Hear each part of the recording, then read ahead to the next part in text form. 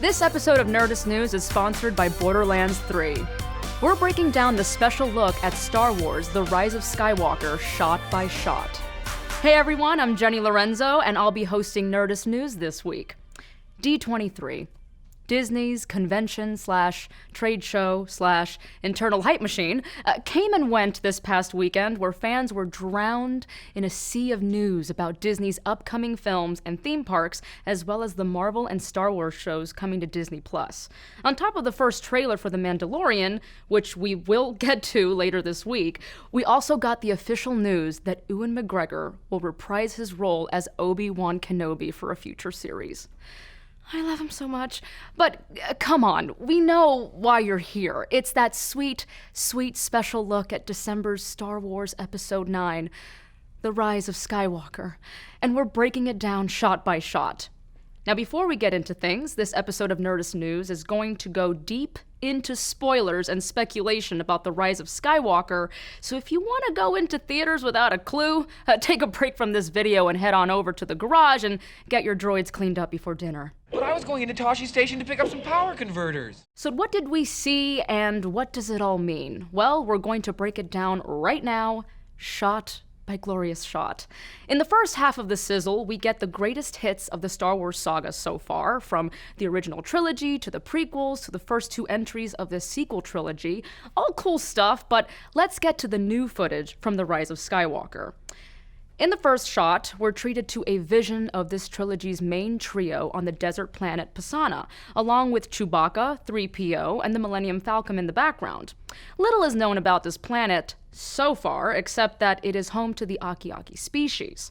In the reverse shot, we presumably see this desert civilization as plumes of smoke erupt in the background. This is definitely the setting of the action sequence we saw in the first teaser with First Order jet troopers chasing our heroes, which were officially unveiled at D23 this weekend. Next, we see General Leia standing in a forest or jungle. We know that this is deleted footage of her from either The Last Jedi or The Force Awakens that was repurposed for this movie, due to the unfortunate passing of Carrie Fisher in 2016. Her quick shot is followed by Rebel ships coming out of hyperspace, and all you OG trilogy fans are in for a treat. We've got all the greatest letter hits, X-Wings, A-Wings, Y-Wings, and of course, B-Wings. But more important than those B-Boys, we've got a vintage CR-90 Corellian Corvette that we're guessing is the Organa family heirloom, the Tantive 4. I'm sorry, I need to collect myself for a moment. Because come on, what other ship would it be? It's literally the first ship you see in A New Hope. You think JJ is not going to do a callback to that? Plus, if this is indeed Leia and her adoptive father's ship, then that means it's shown up in each trilogy now. Even though we're enamored with the reappearance of the Rebel blockade runner, there's another Rebel freighter similar to the Falcon that we want to know more about, especially with its prominence in this shot. We think we see the interior of it, where we find Finn and newcomer Naomi Ackie as Janna. Note, the B-Wing flying by outside the window and the Rebel pilot behind them. And to counter all these Rebel ships, we've got some vintage Imperial Star Destroyers in formation in some sort of space storm. It's important to note that these are indeed Galactic Empire ships and not First Order Star Destroyers. Rumors have been swirling for months that Emperor Palpatine was hiding resources in the unknown regions of the galaxy as a contingency plan in case of his untimely demise. If so, this shot certainly seems to support that theory. Next, we're not sure who this red-eyed droid is. Oh, wait, is that C-3PO? We can never seem to recognize him when J.J. Abrams makes a piece of him red. You probably don't recognize me because of the red arm. Now, there was concept art of 3PO holding weapons, including Chewie's bowcaster. Is he giving up etiquette and protocol in favor of a new militarized personality? We've seen his line of droids adopt this sort of behavior before, most notably in the Dr. Aphra comic with her droid, 000.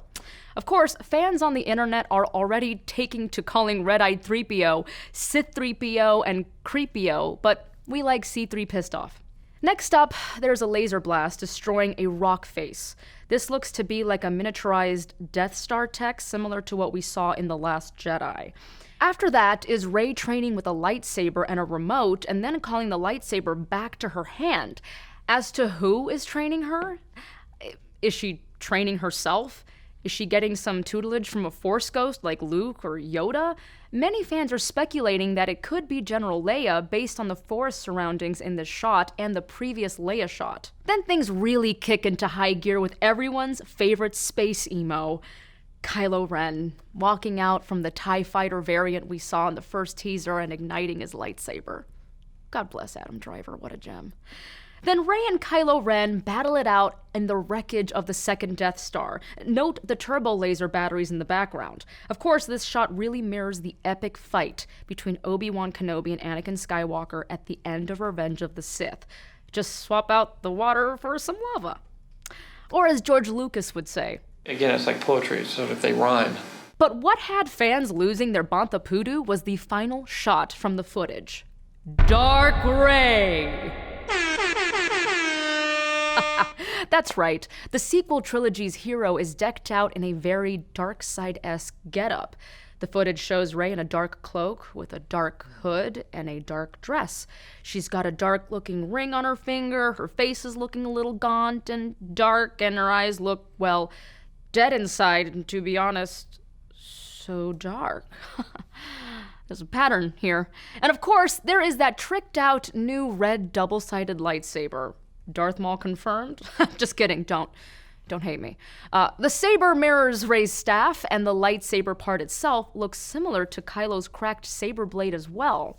Now, we've actually seen this type of flipping, double-ended blade before in the animated series Star Wars Rebels, used by Jedi Temple guards, and fans have been clamoring for Rey to have a staff-like double-edged saber for a while now. Of course, the image of Dark Rey with the new blade is already establishing itself as an iconic image in Star Wars, and there's a lot of possibilities to uncover. So, what does it all mean? Well, the internet is in overdrive right now trying to crack the code, and we're going to break down every Dark Rey theory we've seen so far. While there are 3 main threads that seem to be the most likely, we have to shout out some of the sillier ones we saw floating around, like right now. Rey is Darth Maul's daughter. That's one. Dark Rey is actually Rey and Kylo's daughter. Okay.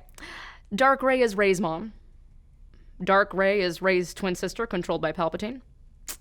And Palpatine is possessing Rey. Okay, just got to get that off my shoulders. And now that those are out of the way, let's get into the real theories. Okay. First up, Rey goes dark for real. While it would be out of character for the Rey we've seen so far to embrace the dark, becoming a Darth Raider of sorts, there is some precedent. If you remember in The Last Jedi, the first time Luke trains Rey in the Force, she cannot resist the call of the dark side Force cave on Ahch-To. You went straight to the dark. The Last Jedi highlighted Rey's potential dalliance with the dark side, but when she chose not to accept Kylo's joint custody of the galaxy proposal, it seemed to solidify Rey's stance, as a bona fide hero. Rey going fully dark in The Rise of Skywalker seems a little out of line with her narrative so far, but it's not out of the realm of possibility. Another theory that is definitely out there is that Dark Rey is a clone. Clones have been a part of the Star Wars universe for a while now, and considering Palpatine's presence in The Rise of Skywalker, seeing the return of clones in some form or another wouldn't be surprising. There's also been a mention of clones in The Force Awakens when Kylo suggests to Hux that the Supreme Leader should use a clone army.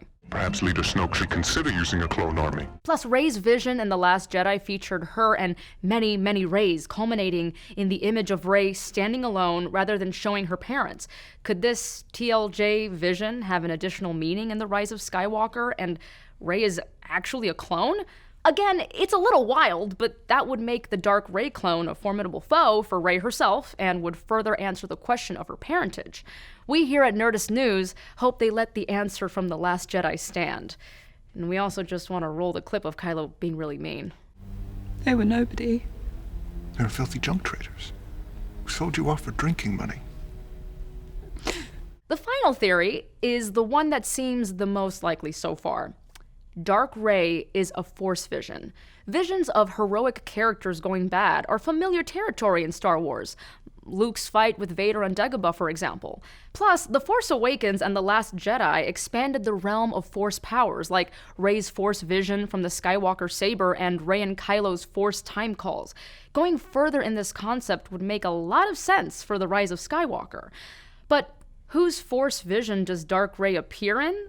Well, there's the obvious, it's Rey's, seeing a dark vision of herself a la Luke. While we already saw Rey have Force visions in The Force Awakens and The Last Jedi, that doesn't mean she couldn't have another one. Another option is that the vision belongs to Kylo. Could it be Palpatine is showing Kylo a vision of what could be? Or could this have been what Kylo saw when he and Rey touched hands in The Last Jedi, which was a sweet moment? Also, we have heard rumors that Kylo will be in contact with some kind of oracle in The Rise of Skywalker. Could Dark Rey be what the oracle shows Kylo in their meeting? In any case, we'll have to wait until The Rise of Skywalker hits theaters on December 20th, which seems way too far from now. But until then, we'll be watching this special look footage, plus the trailer another gazillion times until we figure everything out, because we have no lives. But what do you folks think? What was your favorite moment in the special look? Do you think Rey has turned to the dark side? And how the hell do we get our hands on Poe's scarf? Because that's super cute. Let's discuss. Thanks again to Borderlands 3 for sponsoring today's episode. The original shooter-looter is back and bigger than ever. With 4 all-new Vault Hunters and over 1 billion guns, it's time to lock, load, and loot.